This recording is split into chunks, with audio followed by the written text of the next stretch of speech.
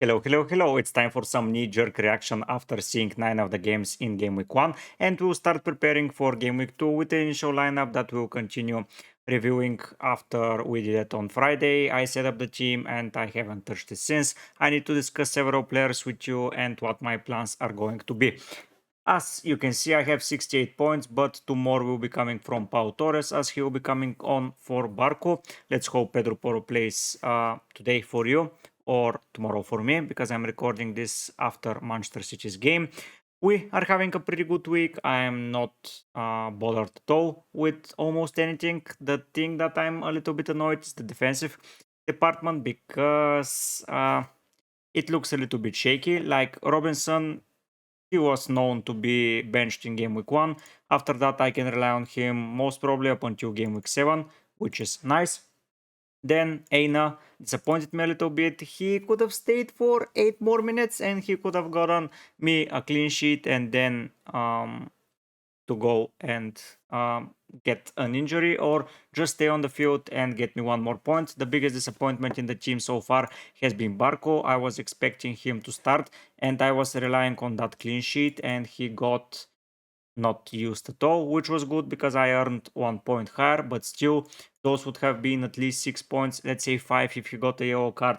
But yeah, that would have been quite amazing and it would have boosted me quite up more. But yeah, the defensive department is pretty catastrophic for now, but after game week 2, I believe that I will have a proper lineup with Pau Torres, Porro and Robinson. I'll be making transfers in that department sooner rather than later, but for now I'm going to stay put. Even if Aina is injured and Barco is not playing, I'll be relying on Pau Torres, Robinson and Pedro Porro if all of them are fit. If not, I'll have to deliberate, should I transfer anyone out or should I stay like that.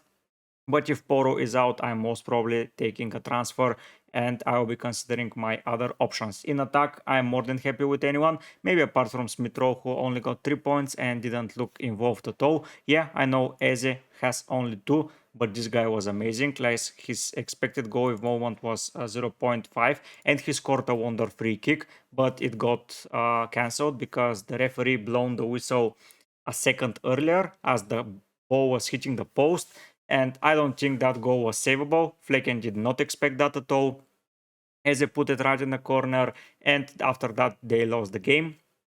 It was not a pretty good overall conditions to be following, but still, yeah, Eze was pretty involved, and if Mateta gets up to speed and Kamada gets used the Prem, I believe that powers are going to go to maximum speed and their fixtures from now on become even easier. Like West Ham is not a difficult fixture for now. West Ham, I did not enjoy how they played.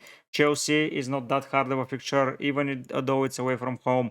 Powers can cause them issues. Leicester, specifically Everton. Yeah, Liverpool is hard. United might be considered hard, but at least they're at home. So the most difficult fixtures going forward are at home. Spurs as well. So realistically, they have a pretty mixed bag of fixtures, but I can see myself holding Eze for the duration of the season. A pretty strong contender with the performance that he put. I was pretty surprised and I enjoyed it very much. Elsewhere, everyone in the attack returned, which is quite helpful. Salah, my captain, with the most points, so my captain's decision was alright. Havertz returned, he equaled Saka, who, by the way, got a yellow card, and that's why Havertz got the same points and the same and more bonus than him. But still, yeah, a goal and assist and a clean sheet for Saka is way more than a goal and assist for Havertz, but Havertz got the 3 bonus. Diogo Jota scored. I'm hoping he starts next week against Brentford. Brentford did not look pretty comfortable, to say the least. Now without Tony, but we will discuss that in a second. Isaac only an assist, but it was quite good for me as he was captained a lot. And a slight return, it's good. If no return, might have been better for me overall, but yeah, I would like to see those points on the board. And Haaland, if for not that yellow card, he most probably would have been on 3 points. So yeah, 2 points lost there. But the next important game is against Ipswich at home, and then those 3 fixtures are the ones that I see some returns from Haaland. And after game week 6, to be honest, I see a lot of goals scored. Like Wolves didn't look too content, Southampton for sure, Bournemouth for sure, Brighton even, Spurs. Like between Arsenal and Liverpool, I don't see a lot of hard offensive fixtures. Maybe Newcastle, but he tends to score against them as well. So if he keeps scoring at least 1 or 2 goals so let's say 2 goals per 3 games, I'll be more than happy. And after that, I might consider selling him. I might not, though, with that fixture run. Let's see how it goes. But yeah, Haaland for now stays put. Jota, Isaac, Havertz, already discussed all of them on my bench. Pau Torres, a 2-pointer, nothing too exciting there. Robinson, I enjoyed his performance a lot, and I believe that he was in the bonus points during the game until United scored. So I believe that he will be in a very, very good place. The expected goals conceded is pretty high just because United had some really good shots, but they were wasteful. And Sangare was playing, but he is not on the radar to do anything else. Looking at the games, yeah, United Fulham, we already discussed. Liverpool did well against Ipswich, especially in the second half. In the first half, they were awful. Ipswich, they just ran out of energy, and I believe same thing will happen against City next week. So I will be quite afraid to go without a City player into next week. But yeah, I just am happy that I'm not in that boat. Going into Arsenal Everton, Arsenal controlled the game. Arsenal Wolves, sorry, Wolves had their chances, but at the end, it just got into Arsenal's direction. Everton versus Brighton. Brighton were just the superior team. Everton attacked a lot, so Brighton's clean sheet does not feel like a very solid clean sheet. After the red card, everything changed. So yeah, it game finished 3-0. Newcastle defeated Southampton, and I believe they should have lost at least a draw because Newcastle in the second half didn't create anything spectacular, but that was once again due to the red card. Southampton, on the other hand, created a lot but were quite wasteful. Forest Bournemouth, a pretty stalemate game, like 1-1 is a good result. West Ham Aston Villa, I thought that was another stale game, and I believe that 1-1 was the right result there, but at the end, Villa scored a goal and they won. Brentford Crystal Palace, as already discussed, it did not look quite comfortable for Brentford nor for Palace. Brentford took their chances, Palace didn't, so that's why the victory goes to Brentford. I enjoyed several players from there, especially Mbumo, who you may have seen on the thumbnail. I am strongly considering going for him at some point, but we need to see how we're going to fit him in. And Chelsea against Manchester City was a picture that was pretty boring. Manchester City just took their chances, and that was pretty alright. Leicester Spurs is the last game. We're going to talk about it on the next video, and we're going to showcase to you my final result and how the team is going to look like. Speaking about some things, I did not expect so many clean sheets, to be fair. Like, they had 1, 2, 3, 4, 5, 6 clean sheets, and I managed to avoid them all. I own players from Forest who would have gotten a clean sheet, but he didn't. Villa didn't, and Palace didn't. So from the 9 fixtures that are playing, my 3 defenders are from that team, and I did not get any clean sheets. Like everyone with a Brighton proper player, Arsenal defense, Liverpool, specifically Trent, those with United defenders, those with the City defense did alright. So I have a place to improve, and that's in defense. But I don't believe that this is going to repeat a lot during the season. Like VAR is not interfering so much, so there is going to be a shorter duration, but still it's not very common for all of the great teams to have clean sheets in the same week. So let's hope that they took all the clean sheets this week, and next week is going to be shambles for all of them. Let's at least hope for that. If not, I'm going to take it on the chin and I'm going to continue with my attacking style. For now, it seems to work. I'm in the top 1 million, which is quite better than last season, and I'm in a really good place to continue doing so. You'll see my team in a second for Gameweek 2, how it looks so far, but I feel quite confident in it. And for some of the players, the fixture just get better and better. Like Gameweek 1 was their hardest fixture, like for Palace. Next game is easier for City, for Fulham. Okay, for Liverpool it gets a little bit worse, and for Arsenal, but they're good players and they can deliver in every fixture. From the games that I've seen, let's go to the transfers, and the guys that I'm most worried about, like I mentioned, is Aina. He looks like has a knock. We will need to monitor the press conferences because Southampton away from home. I feel that he needs to be playing, and if he's alright and if he's fit, he is 1,000,000% into my lineup. Poro, Robinson, Pau, Torres will be utilized if something happens to Aina. Even though it's Arsenal, I believe that he can cause some damage on the set piece itself. In midfield, as you can see, 4 home fixtures, so everything was away from home for me, so that's quite important. I have to add, like, Haaland was away, Salah and Jota were away, Eze was away, Smith Rowe was away, Robinson was away, Pau Torres was away. Only Aina, Isaac, and Havertz were at home. So, yeah, you see why Game Week 2 is going to be stronger for me on theory, because every home fixture matters, and I see a very, very good place to go there.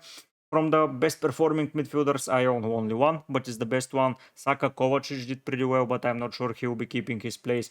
Joelinton, 6 million. He did not entertain me a lot to go for him. Onana might be a good pick, and the Mbumo guy, I'm willing to take him. Like, his price is going to rise massively.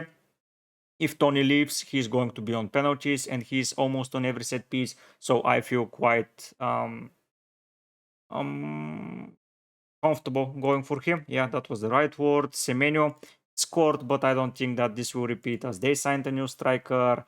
Mituma did well, did really, really well. He got 0 bonus, which was surprising, but he got the red card and he scored a goal. Like, the XG, see how high it is. He was for sure going to be involved. If Ashley Young didn't take him down, I believe that Mituma was going to score the goal. Once again, maybe he's a good option around here, but we will need to think about taking him out here and then bringing him back here. Like, it's a little bit 50-50 with those Brighton players, but we need to see how they're performing against the better side, which is Manchester United for sure. Arsenal is going to be tricky, but on the counter they can do some serious damage, and Mituma now is in good place. Minte, by the way, made a very, very good game, but he wasn't able to finish the game as he got a little bit of a concussion, and it was rumored to be leaving for missing from some time. Sorry, but yeah, the coach mentioned that he's going to play. The interesting thing is that no defender got over 8 points, so no defensive goal so far. Only 1 assist, a lot of bonus points. Like, we discarded a lot of defenders for bonus, but as you can see, 6 defenders got bonus and 3 of them got 2 bonus, which is quite exciting. Manchester United got 3 bonus points in the defensive department, which is quite interesting. I don't know if I will be able to rely on them going forward, but the expensive keepers returned. The only 4.5 option that did return is Steel, and Steel is not nailed for the longer term. So yeah, the goalkeepers department isn't my strong space, so I just decided to go with a 4.5 and be done with it. In midfield, as mentioned, a lot of midfielders, but still Salah is on top. Let's see if after what's his name, after Leicester and Spurs that will be the case, but I feel pretty confident about it. It's interesting for next week. A lot of Saturday fixtures and a lot of Sunday fixtures. No Friday, no Monday, so we'll have content sooner rather than later for it. We'll be preparing the proper content, but let's focus on Game Week 2. I'll be creating more and more videos throughout the week where I will explain different picks and how we're going to deliver. Seeing now that the team, how it looks, let's see how it looks for the next week. I've prepared it already. I have only 3 away fixtures, which is good.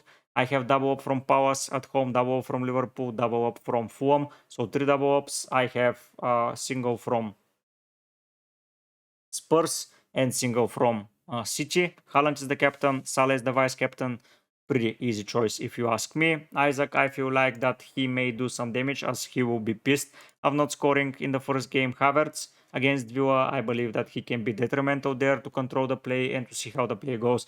And I'm just hoping for West Ham performance just like against Villa, a little bit of a stalemate performance, so I can get a little bit of more points for my goalkeeper because this XG is pretty high.